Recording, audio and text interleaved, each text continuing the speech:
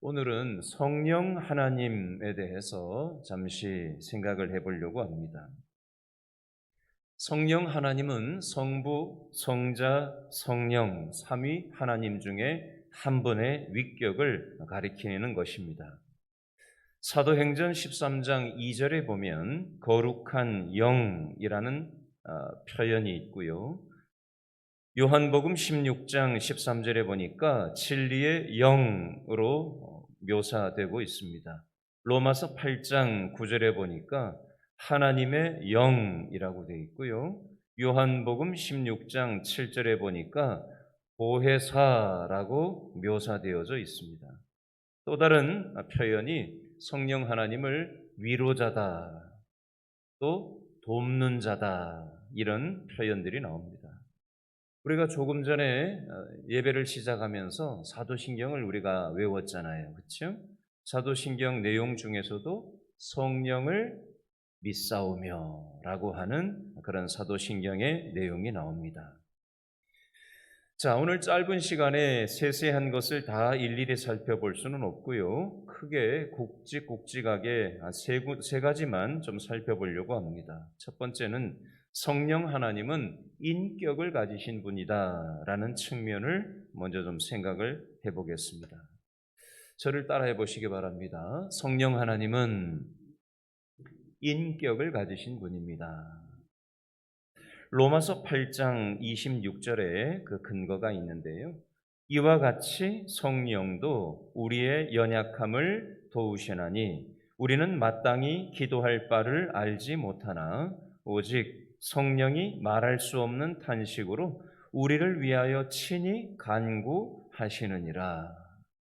우리가 뭘 어떻게 기도해야 될지 모를 때 성령 하나님께서 말할 수 없는 탄식으로 뭐라고 기도해야 될지 모르는 우리를 위해서 기도하시는 인격을 가지신 분이 바로 성령 하나님이시다라는 거예요. 자, 누가복음 12장 12절에 보니까 마땅히 할 말을 성령이 곧 그때에 너희에게 가르치시리라 하시니라. 우리가 뭐라고 얘기를 해야 될지 잘 알지 못할 때 성령 하나님께서 우리가 어떻게 뭐라고 말을 해야 될지 하나님께서 가르쳐 주시는 인격적으로 역사하시는 하나님이시라는 것입니다. 성령 하나님은 인격을 통해서 역사하십니다. 예수님을 증언하시기도 하고요. 세상을 책망하시기도 하고요. 진리로 인도하기도 하시고요. 장래일을 알려주시기도 합니다. 우리의 연약함을 도와주시기도 하고요.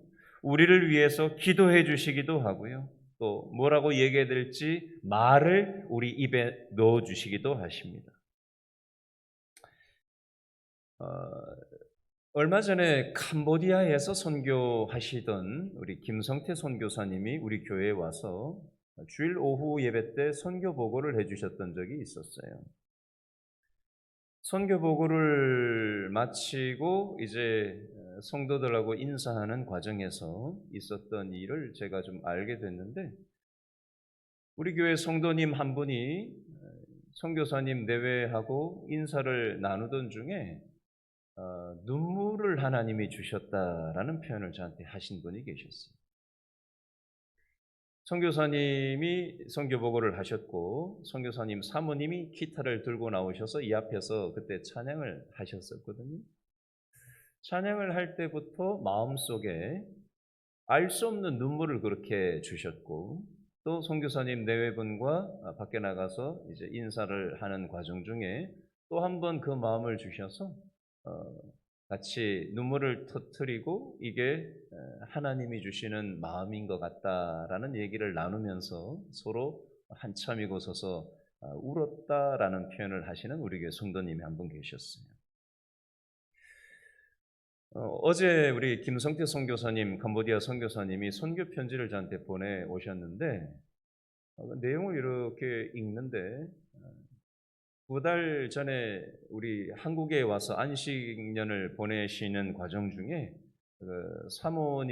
사모님 선교사님의 어머님이 췌장암 말기로 소천하시고 장례를 치렀다라는 얘기를 이제 선교 편지 내용에 기록하셨던 하셨더라고요. 제가 그거 몰랐었거든요. 딸 결혼식만 있다는 얘기만 저한테 하셨기 때문에. 여러분, 우리는 이 땅을 살아가면서 이런저런 일들을 겪습니다. 그런데 하나님께서는 우리의 슬픔, 우리의 아픔, 우리의 고통, 우리가 무엇을 어떻게 말하고 행동해야 될지 알지 못할 때 인격이신 성령 하나님께서는 우리의 필요에 맞게, 때에 맞게, 상황에 맞게 우리에게 말씀을 주시기도 하고 상대방의 어떤 마음을 통해서 내 마음을 위로하시기도 하시고 또 하나님은 또 기도할 말을 우리의 입에 넣어주시기도 하시고 다양한 인격적인 요소를 통해서 우리의 삶 가운데 함께 하시는 분이시라는 겁니다. 사도행전 16장 7절 말씀에도 보니까 사도 바울이 선교 여행을 떠나려고 했을 때 있었던 일입니다. 무시아 앞에 이르러 비두니아로 가고자 애쓰되 예수의 영이 허락하지 아니하시는지라. 사도 바울은 이쪽으로 가고 싶었어요, 선교 여행을. 그러나 성령 하나님께서 너 그쪽으로 가지 마라 라고 사인을 주셨던 거죠. 그래서 사도 바울이 자신의 어떤 삶의 방향이 아니라 성령 하나님이 주시는 방향으로 삶의 방향을 바꾸었던 그런 일이 성령께서는 이렇게도 역사하신다는 겁니다. 두 번째, 성령 하나님은 신성을 가지신 분입니다. 저를 따라해 주시죠. 성령 하나님은 신성을 가지신 분입니다. 자, 보통 성부 하나님, 성자 하나님, 성령 하나님 이렇게 얘기하잖아요. 그죠? 성부 하나님은 영원 자존하시는 분이시라면 성자 하나님은 성부 하나님으로부터 영원히 나셨어요. 성령 하나님은 성부와 성자로부터 영원히 나오셨습니다. 자, 요한복음 15장 26절, 요한복음 16장 17절을 제가 읽어드리겠습니다. 요한복음 16장 7절이에요. 그러나 내가 너희에게 실상을 말하노니 내가 떠나가는 것이 너희에게 유익이라. 내가 떠나가지 아니하면 보혜사가 너희에게로 오시지 아니할 것이요 가면 내가 그를 너희에게로 보내리니 라는 말씀이 있어요. 하나님께서 성부 하나님이 예수님을 성자 하나님을 이 땅에 보내셨죠. 성자 하나님인 예수님께서 이 땅을 떠나가시면서 성령 하나님께서 이 땅에 오셨다라는 그 내용이 되겠습니다. 성부 하나님과 성자 하나님과 성령 하나님과의 이 신적인 관계성에 대해서 얘기하는 말씀이 되겠습니다. 또 하나의 근거 구절이 욥기 33장 4절에 있는데 읽어드리겠습니다. 하나님의 영이 나를 지으셨고 전능자의 기운이 나를 살리시느니라. 하나님의 영이 나를 지으셨다. 전능자의 기운이 나를 살리신다. 성령 하나님은 신적인 능력과 사역을 하신다. 성령 하나님은 창조에도 참여하신 분이시고 또한 신적인 능력으로 역사하시는 분이시라는 것입니다. 성령 하나님은 전지하신 하나님이십니다. 모든 것을 아시는 분이에요. 고린도전서 2장 10절 11절 읽어드리겠습니다. 오직 하나님이 성령으로 이것을 우리에게 보이셨으니 성령은 모든 것 곧 하나님의 깊은 것까지도 통달하시느니라. 사람의 일을 사람의 속에 있는 영 외에 누가 알리요? 이와 같이 하나님의 일도 하나님의 영 외에는 아무도 알지 못하느니라. 아멘. 성령 하나님은 무소부재하신 하나님입니다. 근거 구절이 시편 139편 7절, 8절, 9절, 10절에 있는데 읽어드리겠습니다. 내가 주의 영을 떠나 어디로 가며 주의 앞에서 어디로 피하리이까? 내가 하늘에 올라갈지라도 거기 계시며 수월에 내 자리를 펼지라도 거기 계시나이다. 내가 새벽 날개를 치며 바다 끝에 가서 거주할지라도 거기서도 주의 손이 나를 인도하시며 주의 오른손이 나를 붙드시리이다. 아멘. 우리가 하나님을 떠나서 지구 끝까지 도망갈지라도 거기서도 하나님은 함께 하신다라는 것입니다. 하나님은 무소부재하신 하나님이시라는 사실입니다. 성령 하나님께서는 신적인 권위를 갖고 계십니다. 예를 들면 마태복음 28장 19절 20절 말씀에 보니까 아버지와 아들과 성령의 이름으로 세례를 베풀고라는 말씀이 나옵니다. 이제 우리가 11월 달에 성례식을 하게 될 거예요. 학습, 세례, 입교식을 하게 될 건데요. 성부, 성자, 성령, 아버지와 아들과 성령의 이름으로 세례를 주거든요. 하나님과 예수님과 성령 하나님이 신적인 동일한 권위를 가지신 분이다라는 말씀의 근거가 되겠습니다.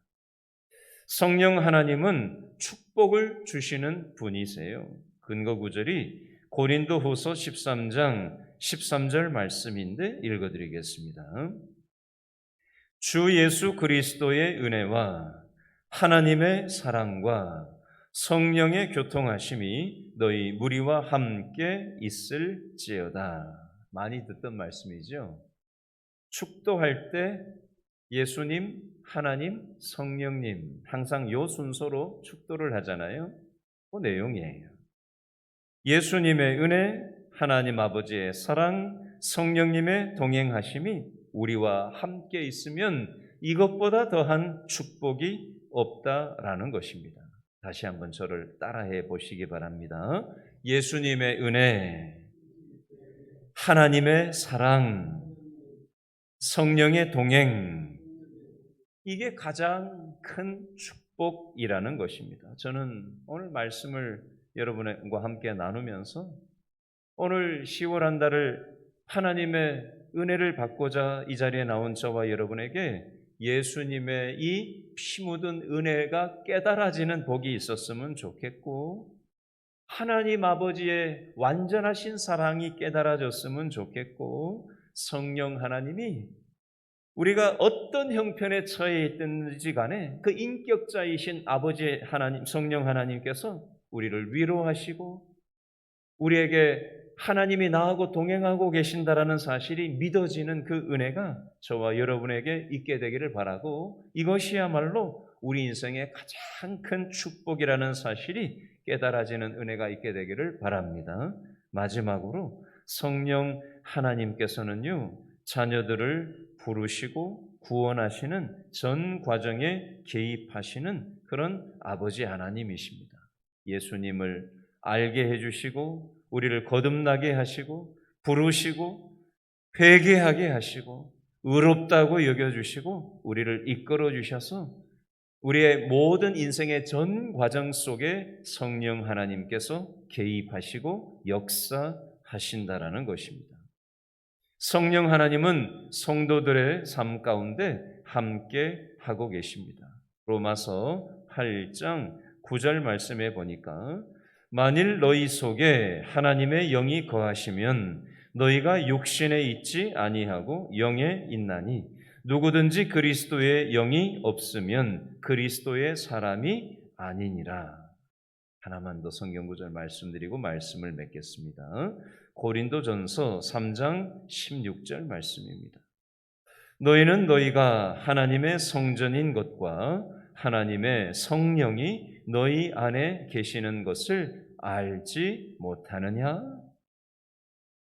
여러분, 살아계신 성령 하나님께서는 성전인 우리의 영혼 속에 늘 함께 하신다라는 것입니다. 여러분, 예배당에 와서 예배드릴 때는 하나님이 함께 하시는 것 같고, 오늘 직장 출근해가지고는 믿지 않는 사람들 속에 그냥 둘러싸여져 있으면 하나님이 아니 계신 것 같고, 그렇게 생각하시면 안 돼요. 예배당에 있을 때도 성령 하나님이 우리와 함께 하시고, 또 운전을 할 때도, 버스를 타고 갈 때도, 지하철을 타고 갈 때도, 직장에 출근을 했을 때도, 설거지를 하고 있을 때도, 어디서 무얼 할 때도 우리가 하나님 계신 거 맞냐고, 내 인생이 이게 뭐냐고 한탄을 할 때도, 낙심을 할 때도, 절망을 하는 그 순간에도, 하나님 앞에 등을 돌릴 때조차도 하나님께서는 우리와 함께 하신다라는 사실을 여러분 꼭 기억할 수 있기를 바랍니다. 기도하겠습니다.